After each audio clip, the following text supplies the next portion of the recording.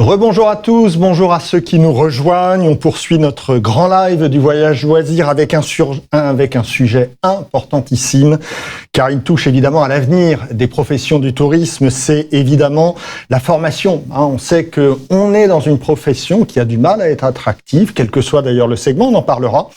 Et le sujet s'impose clairement aujourd'hui comme un sujet capital. Pour en débattre aujourd'hui avec nous, j'ai le plaisir d'accueillir à ma gauche Karine Moreau-Gaudry, directrice générale adjointe du groupe Logis Hôtel. Bonjour Karine. Bonjour. Logis Hôtel, combien d'hôtels ? 2000 hôtels. 2000 hôtels. En France exclusivement ? France, Italie. France, Italie. Espagne, ouais. Benelux, ouais. Allemagne. D'accord. On rappelle que ce sont des hôtels indépendants. Des hôtels familiaux. Déstandardisés, on aime bien. Déstandardisés. Qualifiés de cette manière. Ouais. Et on a en France un hôtel à peu près tous les 12 km. Tous les 12 km, ouais, c'est pas mal. Ouais. C'est pas mal. On ne peut pas vous rater. Multimarque. Ouais.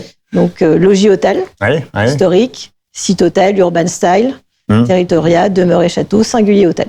En tout cas, c'est vrai que dans l'imaginaire, c'est tout de suite une idée de qualité, quoi. Logis hôtel, tout de suite, on pense à qualité. On s'occupe des clients, on y mange bien. Oui, exactement. Il y a de l'humain. On y mange bien, exactement. Aussi. À vos côtés, Isabelle Mainbourg, directrice générale d'Opco Mobilité. Isabelle, bonjour. Bonjour François-Xavier. C'est quoi l'Opco ? Il faut rappeler à nos auditeurs ce qu'est l'Opco.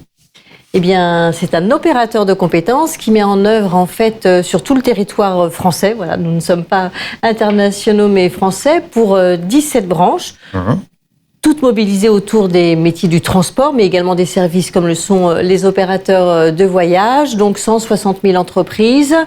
1 700 000 salariés, et donc nous sommes là pour développer bien évidemment tout ce qui est apprentissage, attractivité, promotion des métiers, qui est un vecteur important du recrutement des entreprises, mais derrière bien évidemment apporter tous les financements nécessaires pour l'accès à la formation, et également tout ce qui est les métiers liés à la prospective et les perspectives des métiers émergents. Ouais, vous êtes un rouage absolument essentiel en effet de la formation aujourd'hui. Et puis évidemment, on a le plaisir d'accueillir Kevin Giraudot.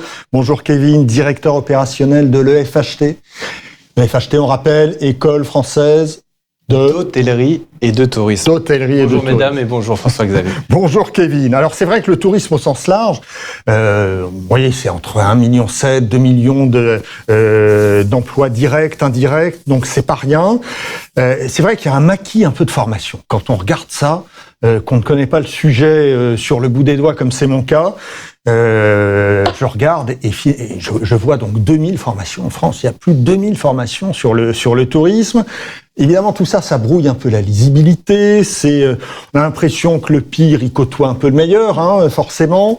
Mais surtout, on a toujours, et alors moi, depuis que je connais le tourisme, les patrons d'agences de voyage, notamment de tour opérateurs, me parlent toujours de l'inadéquation entre leurs besoins professionnels et les programmes de formation. Ça, c'est quelque chose qui, je dirais quasiment d'intangible. On a l'impression que ça ne progresse pas d'année en année, Kevin. Alors effectivement, ça a toujours été, comme tu le dis très bien, une question qui revient très souvent. Alors il y a beaucoup de réponses qu'on pourrait apporter, il y a beaucoup de facteurs qui sont différents. Inévitablement, les attentes des professionnels sont aussi parfois différentes de ce qu'on peut leur apprendre aussi quand ils sont en cours. Il y a aussi l'émergence, mais folle, de l'alternance, parce que sur les 5 dernières années, on est passé à peu près 500 000 à près d'1 million de contrats, donc c'est vrai que c'est énorme. Ouais. Donc il faut aussi pouvoir appréhender cette nouvelle façon de former les jeunes, parce que si je prends en tout cas notre exemple sur une formation, on a à peu près entre 500 heures et 600 heures de formation. Donc de septembre à juillet, in fine, c'est 30 à 35% pour un étudiant de présence à l'école et le reste en entreprise. Donc il y a aussi, je pense, une réflexion à avoir aujourd'hui sur ce nouveau paradigme et de se dire que la formation n'est pas que une question d'école, mais aussi de pouvoir travailler en synergie et aussi avec nos professionnels. Donc je pense que c'est une des clés et un des leviers sur les prochaines années. J'avais Yvon Pelletange, qui est le patron d'Eden Tour, qui me disait l'autre jour, là, qui est intervenu d'ailleurs chez nous cet après-midi, et qui me disait, si tu veux que je résume pour moi la formation, j'ai besoin de plombiers, j'ai besoin d'électriciens, j'ai besoin de maçons, et on m'envoie des architectes. Donc ça va pas. Donc ça va pas, en clair. Oui, mais bien sûr. Et justement, comme je te disais, le levier de l'alternance, cette question-là, va nous aider à réfléchir aussi à des choses où on doit être de plus en plus sur des réflexions métiers, en étant sur des réflexions métiers, et non pas sur des cours théoriques qu'on va ensuite appliquer en entreprise. On se doit aussi d'avoir une réflexion plutôt métier. Et en ayant cette réflexion métier, on va pouvoir avoir justement et répondre à des problématiques qui correspondent un peu plus aux demandes des entreprises. Isabelle, vous arrivez à vous y retrouver, vous, dans les formations du tourisme? Je disais plus de 2000 formations aujourd'hui en France. Oui, alors ce ne sont pas 2000 qui sont utilisées aujourd'hui par les professionnels, puisque je le disais tout à l'heure, on tient aussi l'observatoire et les tendances de chaque branche. Et effectivement, depuis que je m'intéresse de très près aux agences, depuis la création des OPCO, très souvent j'ai entendu en fait ils arrivent chez nous, ils connaissent rien. On est obligé en plus de tout leur apprendre, puisque ils sont inadaptés en fait aux besoins de l'entreprise. Sauf que, alors, un alternant, ça reste quand même un étudiant, ça reste un élève, donc il faut déjà que les entreprises puissent prendre ça en ligne de compte, mais également que l'intégration est un moment très fort pour la qualité d'ensuite. On a 1 an, on a 2 ans pour pouvoir les former et les amener ils sont jeunes, donc c'est absolument génial parce qu'ils sont encore malléables en fait au monde de l'entreprise.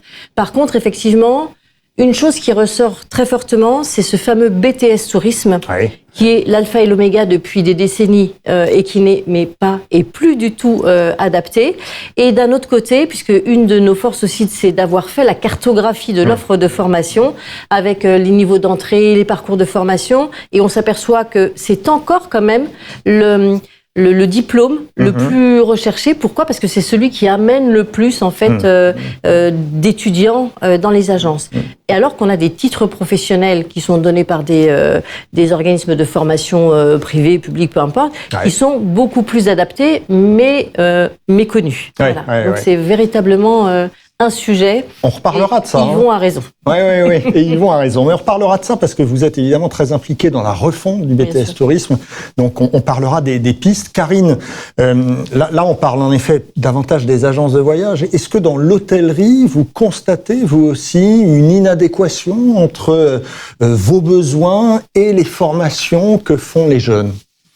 Alors, on entend un peu de choses près les mêmes discours, on en a parlé dans l'hôtellerie. Et on a certainement au niveau du groupe Logis Hôtel aussi une spécificité. Aujourd'hui, les formations initiales forment des experts. Et compte tenu de la configuration de nos établissements, on a besoin de polyvalence et de terrain. Donc on n'est pas très éloigné des architectes et du plombier. On n'est pas très éloigné des architectes et du plombier. On a aussi, dans l'hôtellerie et la restauration, c'est aussi des métiers d'intégration, des gens qui arrivent sur le marché avec peu de compétences, qui ne sont pas passés par des formations initiales, en tout cas dans ce secteur. Et nous, on a pris le sujet peut-être un peu différemment. On a monté une académie de formation. Interne, en 2019, à la demande des hôteliers et des restaurateurs. D'accord. Donc on a commencé en 2019 avec 8 formations. Aujourd'hui, on en a 80. C'est pas de la formation continue, hein ? C'est de la formation un peu aussi continue. Si, d'accord, mais initialement, le besoin, c'est des formations courtes sur des sujets précis pour monter en compétence par rapport à des sujets qui se posaient en 2019. Par exemple, l'accélération de la digitalisation de la distribution. Voilà, typiquement. Et aujourd'hui, on a un catalogue beaucoup plus large, puisque 80 formations, avec des formations personnalisées, sur mesure, et des formateurs qui viennent sur place dans les établissements. Bien évidemment, il y a une partie des formations qui sont soumises à appel d'offres, qui sont prises en charge par les OPCO. Donc, il y a un programme structuré, puisque c'est aussi ce qu'on nous demande. Mais derrière, une fois qu'on a cette partition, la mise en œuvre est adaptée à chaque entreprise. Oui, d'accord. Et ça, c'est intéressant. Mais est-ce que vous prenez des jeunes de 18 ans sans diplôme et qui pourraient intégrer cette école pour devenir salariés chez Logis Hôtel ou pas? Alors nous, on n'a pas d'école d'apprentissage. Oui. Après, des jeunes, des apprentis, effectivement, les hôteliers et les restaurateurs travaillent avec tous ces viviers. Nous, on intervient après, en complément. D'accord. C'est simple. Kevin, ça c'est un peu une pierre dans le jardin des formations, c'est qu'on voit en effet des réseaux d'agences de voyage, type Selectour, type Leclerc Voyage, qui montent leurs propres écoles internes, parce qu'ils ont tellement de mal à trouver des jeunes, ils se disent bon, au moins on va leur proposer une formation qui est adaptée à nos besoins, à nos valeurs, et en espérant évidemment qu'ils restent, parce que forcément ils ne restent pas obligatoirement. Et c'est un peu une pierre ça dans le jardin des formations, non? Oui, bien sûr, on le ressent. Je peux aussi le comprendre, surtout sur les gros groupes qui aient cette volonté. Je la trouve tout à fait pertinente. Nous aussi, on le propose à l'EFHC, vu qu'on a beaucoup d'alternance. On a proposé à des groupes d'avoir ce qu'on appelait nous des classes dédiées, donc c'est-à-dire d'avoir dans une classe que des étudiants qui sont en alternance dans une entreprise donnée, ce qui permettait justement, lorsqu'on faisait des cours, par exemple, des cours de commerce, etc., des mises en situation, de pouvoir adapter à la marque employeur. Et on sait aujourd'hui tout l'intérêt et tous les enjeux autour de la marque employeur. Donc on a aussi, nous, cette volonté, comme je te le disais juste avant, d'aller aussi sur les besoins des entreprises. Je vous rejoins parfaitement sur ce que vous disiez sur les titres professionnels, parce que nous-mêmes, nous tournons aussi sur des titres professionnels qui sont aussi bien construits parce qu'ils préparent à des métiers. Et c'est plus facile de mettre des étudiants, des apprentis face à des cours. Et on a quasiment la certitude, lorsqu'on les place en alternance, qu'ils voient la même chose et d'avoir la complémentarité, justement, les deux. Et donc, d'éviter la fameuse remarque, il n'y a pas trop de cohérence avec ce que vous voyez en cours et ce qu'on apprend en entreprise. Ouais. C'est facile de trouver des alternants aujourd'hui? Ça dépend les niveaux. Ça dépend vraiment les niveaux. Et ce que je peux comprendre aussi parfaitement, on l'a vu tout au long de la journée, on est dans un environnement qui est très dynamique, très résilient certes, mais qui connaît aussi pas mal de choses. On peut avoir des crises. On a aussi l'IA, donc c'est-à-dire que vous pouvez avoir des étudiants qui aujourd'hui peuvent se poser des questions sur l'avenir du tourisme et sur l'avenir des métiers de façon générale. On est en train de leur dire, mais peut-être qu'il y a des métiers qui n'existent pas aujourd'hui grâce à l'IA qui vont arriver.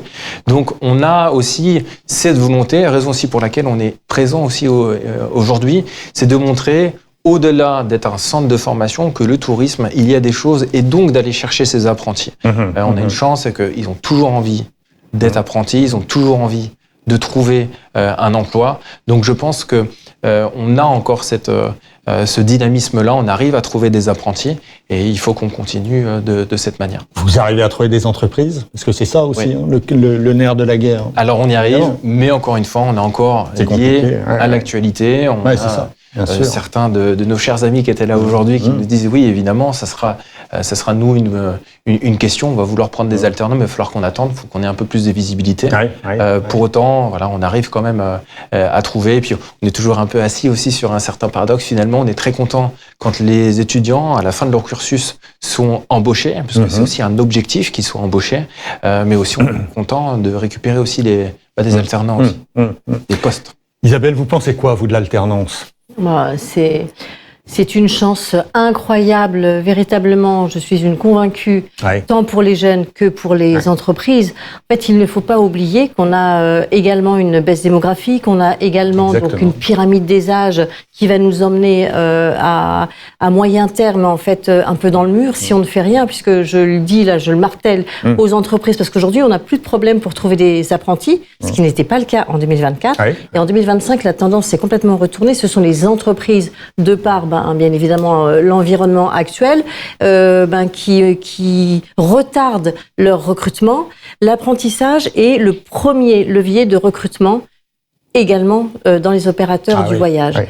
Alors, hôtellerie-restauration, c'est dans l'ADN depuis des décennies, donc ça va continuer, mais pour autant, en fait, il y a eu la première crise, la crise sanitaire, qui a amené un désamour de l'hôtellerie-restauration au regard des conditions de travail, des horaires, etc. Et puis, les agences de voyage ont été impactées notamment par tout ce qui est plutôt le développement durable, la prise de conscience de tout à chacun, etc. Vous avez cette chance quand même d'avoir une branche qui s'est complètement mis dans la dynamique et a su proposer autre chose, l'apprentissage, c'est véritablement la clé et le point d'entrée de demain. Vous avez la formation initiale, c'est l'apprentissage comme levier de recrutement. Au bout d'1 an, au bout de 2 ans, vous aurez quelqu'un qui est formidablement bien formé, il aura été aussi en entreprise. Par contre, c'est le challenge de l'entreprise de pouvoir le garder. Puisque moi, j'en ai beaucoup d'entreprises qui me disent, ils vont en premier, qui me disent, non, mais je le forme pendant 2 ans, après ils se barrent. Bah voilà. Bah oui, mais bon, il faut, ce qu'on a fait en 2023 et 2024, où on a accompagné sur la RSE, ça en fait partie. Voilà. Ça fait partie du risque aussi, sans doute. Et ça fait partie du risque. Ouais. Et puis un jour, en fait, si on l'accueille bien, un jour, il va peut-être revenir. Tant qu'il reste dans les métiers. Et après, on a de la formation continue. Il ne faut pas sous-estimer le poids et l'impact de la formation continue sur les salariés chez soi. Et l'accès à la formation est excessivement important. Et là, je vous rejoins sur des formations courtes, ciblées, facilement reproduisibles, en fait, très rapidement, avec des cas d'usage dans l'entreprise. C'est indispensable. Si je peux me permettre juste d'insister sur ce que vous avez dit, je vous rejoins parfaitement. Et pour moi, c'est vraiment très important de le dire. L'alternance est une chance. Ah oui. C'est une chance. Et je pense que les étudiants, les entreprises doivent aussi se rendre compte de ça, qu'on est dans un pays qui nous permet d'avoir accès à la formation, d'avoir un salaire, d'avoir des compétences et en plus de ne pas payer les études supérieures. Donc c'est une véritable chance et je pense que c'est important aussi de le rappeler aussi bien auprès des jeunes qu'auprès des entreprises. C'est une véritable chance. On entend souvent, Karine, les patrons, que ce soit patrons d'agences de voyage ou patrons d'hôtels, dire il y a aujourd'hui une vraie difficulté avec la génération actuelle, avec la jeune génération actuelle, c'est le problème du savoir-être. Est-ce que vous faites face à ça ou pas vraiment? Alors, dans toutes nos formations, il y a des modules savoir-être. Alors, là, comme on a développé des nouvelles marques plutôt haut de gamme, on a des formations dédiées sur ces marques et bien évidemment, il y a des formations carrément dédiées au savoir-être, l'excellence, etc. Mais également sur les métiers. Donc, par exemple, une formation service aux étages, service d'étage. Dans le programme de la formation, il y a plusieurs items qui sont clairement dédiés au savoir-être. Donc, comment je me comporte, je dois répondre à un client en français, en anglais, comment ça se passe. Et on accompagne véritablement les équipes et les métiers sur ces sujets. Et les métiers, alors bien évidemment, vous allez me dire, la restauration en salle, c'est des métiers de contact, c'est la base. Bien sûr. Mais sur les métiers, on va dire, un peu plus en retrait, pas forcément du back-office, on a aussi des modules de savoir-être dans l'ensemble de ces formations. Kevin, c'est un vrai problème générationnel ou pas, ça? Oui, je pense que c'est générationnel. De toute manière, tout ce qui touche à l'éducation, entre guillemets, au sens strict de la chose, est toujours un levier qui est un peu compliqué à traiter, qu'il faut absolument vraiment accompagner le plus possible. C'est la raison pour laquelle nous, quand ils recherchent aussi des entreprises, on a des ateliers pour pouvoir les préparer, pour leur expliquer comment on doit se tenir, comment on doit se préparer lorsqu'on rentre pour la première fois. Parce qu'il faut pas oublier, c'est que c'est une véritable chance, l'alternance, mais c'est-à-dire que vous avez des jeunes qui ont 18 ans, qui peut-être certains n'ont jamais travaillé de leur vie, qui vont devoir tout de suite faire un pas en se disant je suis toujours un étudiant, mais je suis aussi un salarié. Donc il y a effectivement c'est un enjeu, c'est vraiment un enjeu pour nous et de pouvoir les préparer au mieux en leur expliquant que au travail, effectivement, c'est important, des choses sont essentielles et donc c'est la raison pour laquelle l'idée c'est de les préparer au mieux pour trouver une alternance et pour de fait trouver derrière un emploi. Isabelle, est-ce que ce BTS tourisme va évoluer alors? Et s'il évolue, vers quoi? Alors, c'est un peu un problème, puisque le BTS Tourisme est un diplôme, donc un diplôme d'État. Et forcément, le diplôme d'État, c'est celui qui est le plus poussé par l'Éducation nationale. On parlait là de comportement générationnel. Si l'Éducation nationale préparait au monde du travail, je pense que ça se serait. Voilà. Et sans critique aucune, en fait. Aujourd'hui, c'est ancré, en fait, voilà. Et donc, juste les étudiants d'aujourd'hui, sont nos enfants, globalement, quelque part. Donc, on a peut-être aussi loupé quelque chose quelque part, voilà.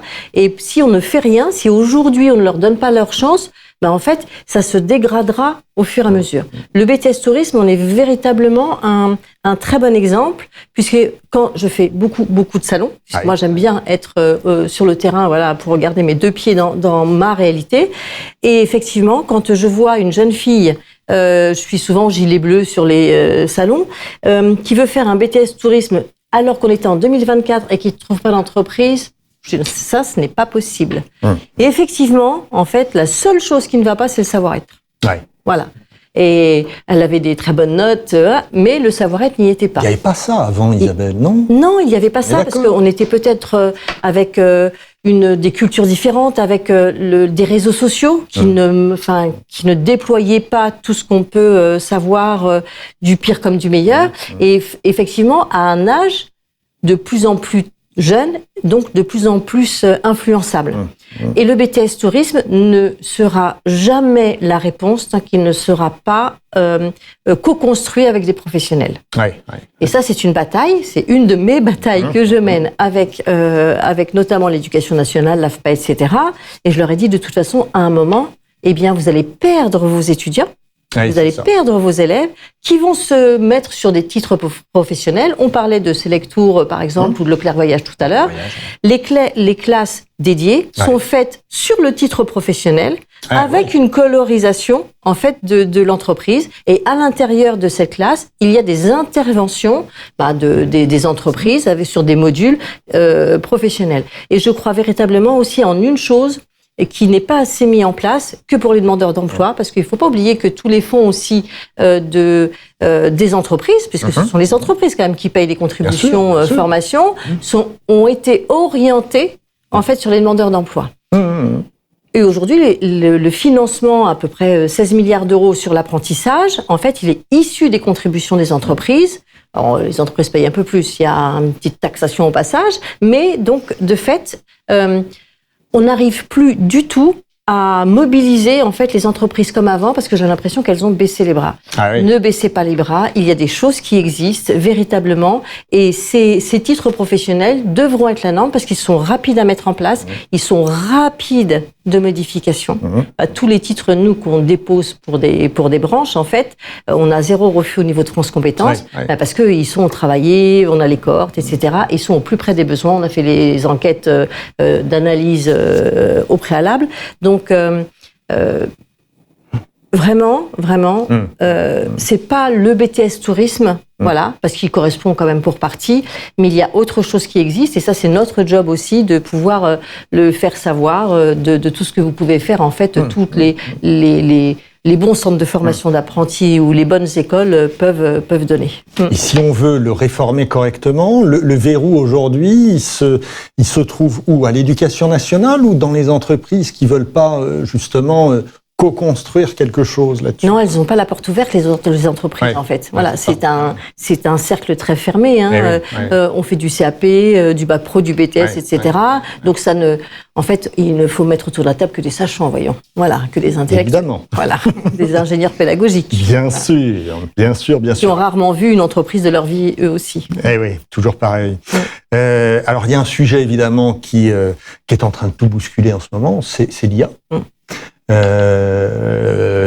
On l'a vu évidemment tout au long de la journée, c'est vertigineux, les changements qui nous attendent dans le tourisme. Vous avez fait, je crois, une étude avec les entreprises du voyage. Quelles sont les principales conclusions là-dessus? Alors, on l'a fait même, et vous avez été précurseur, c'est vraiment la force de cette branche, vous avez été précurseur avant toutes mes autres branches, alors que même, ils auraient pu se poser la question un peu avant. Vous êtes un peu notre labo, en fait, voilà. Et donc, on a fait une première étude en 2024, qui était, l'IA, vous en êtes où? Voilà, donc on avait interrogé des entreprises, et là, on s'est aperçu, et on avait pris, comme d'habitude, l'angle compétences, changement dans les métiers, etc. Et là, on s'est aperçu qu'on avait un peu une branche à deux vitesses, avec les technophiles, ceux qui vraiment avaient pris ça, et qui faisaient des cas d'usage un peu dans leur coin, et qui avaient réussi, pour les groupes les plus structurés, à avoir véritablement un référent dans l'entreprise, etc. Et puis tous les autres qui étaient un peu plus loin, qui étaient ce qu'on appelait, donc cette première étude a donné en fait 3 catégories: les observateurs, en fait, les opportunistes et les pionniers. Et puis, on s'est dit, mais en fait, on n'a pas notre réponse sur les compétences et les emplois. Et donc, avec les entreprises du voyage, le CETO, etc., nous avons fait une autre entreprise, une autre enquête beaucoup plus large, qui a donné lieu ce qu'on peut appeler comme un livre blanc, avec déjà l'évolution entre 2024 et 2025, qui est flagrante, en fait, sur les observateurs qui ont diminué pour devenir beaucoup, alors des pionniers qui se sont quand même aussi révélés plus nombreux, mais véritablement qui ont toutes mises quasiment entre 2 et 3 cas d'usage, les plus faciles, parce que ça, on a mis aussi le parcours de formation derrière qu'elle est bien, sûr. Avec les financements, le référencement des organismes de formation qui étaient ouverts, et ça a permis aux entreprises d'y aller.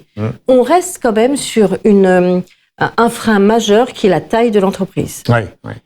Plus l'entreprise est petite, et moins on a au moins une personne qui porte le sujet, plus l'entreprise est éloignée de l'intelligence artificielle et plus ça reste une peur, où il n'y a pas de cas d'usage. Par contre, dès que même dans la même entreprise, on a quelqu'un qui est moteur, qui est porteur, là, on s'aperçoit que ça devient une dynamique managériale, alors que la personne n'est pas forcément managériale. Et tout ça est apporté, excusez-moi de vous le redire, je reviens, par les plus jeunes. Parce que ce sont les plus jeunes qui amènent dans les entreprises. Alors je dis pas que c'est que l'apanage des plus jeunes, c'est pas vrai. Je suis pas d'une jeunesse incroyable, comme vous pouvez le voir, et pourtant c'est dans mon quotidien où j'essaie toujours de me tenir au courant. Typiquement, on a besoin d'avoir, par contre, une gouvernance de la donnée qui est encore un peu lointaine pour les agences de voyage, alors même que vous avez, au-delà des données sensibles, etc., vous avez une force et un pouvoir d'avoir toutes ces datas à mettre à l'intérieur et au service. Moi, j'avais 3 agents de voyage ce matin avec moi là autour de cette table. Les 3 utilisaient quotidiennement les outils d'IA. Ça leur fait gagner un temps absolument incroyable, elles le disaient, et elles ajoutaient, mais attention, on n'est pas assez formé là-dessus.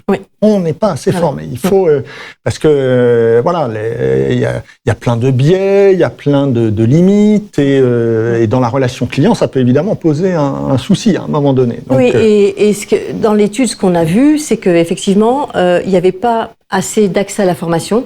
Tout le monde a besoin, ils le disent, tout le monde a besoin d'une formation courte, une fois de plus, reproductible, mais avec des règles de déontologie. Et c'est peut-être ça qui manque aujourd'hui, parce qu'on s'aperçoit que très vite, ça peut partir n'importe où. Et c'est ce qu'on va on en discuter avec les entreprises du voyage, vraiment essayer de mettre en place quelque chose en proximité la plus pratico-pratique, en fait, de dire une charte de déontologie, ça se met en place, ça se partage, parce que sinon ça sert à rien, et ça se met en application, ça se contrôle, et il y a de l'amélioration continue aussi au quotidien. Ça, c'est indispensable. Karine, l'IA, c'est un sujet dans l'hôtellerie, pas ?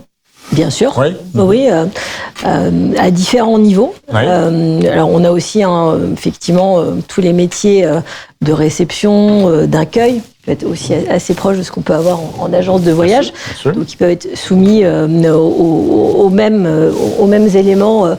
J'accueille un client, est-ce que l'IA peut me faire gagner du temps ? Aujourd'hui, on a pléthore de solutions technologiques qui intègrent des modules IA dans leur fonctionnement. Alors, dans l'hôtellerie, le Graal, c'est le PMS. Ça fait un peu barbare, mais c'est le PMS.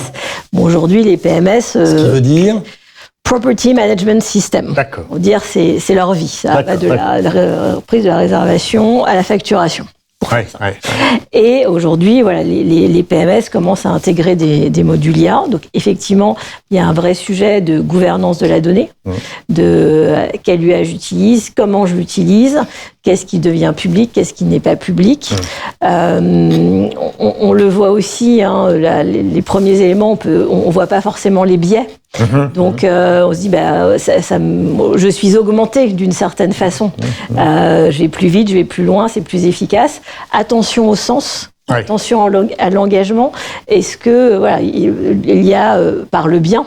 Elle fait des beaux discours, mais en revanche, c'est hyper important de garder le fond, que ça soit pour un agent de voyage, quand vous parlez d'une destination, on pourrait avoir tendance à lisser sur les must-have. Mais bon, ça, vous les trouvez déjà partout. Hein. Et est-ce que la valeur ajoutée d'un client, ça va pas être de vous conseiller tout ce que... Enfin, pour un client, bien sûr, il vous connaît les must-have, on le sait. Même si on veut toujours les sentiers battus, il y a la base. Mais on a besoin de ce petit conseil en plus, cette adaptation, cette personnalisation.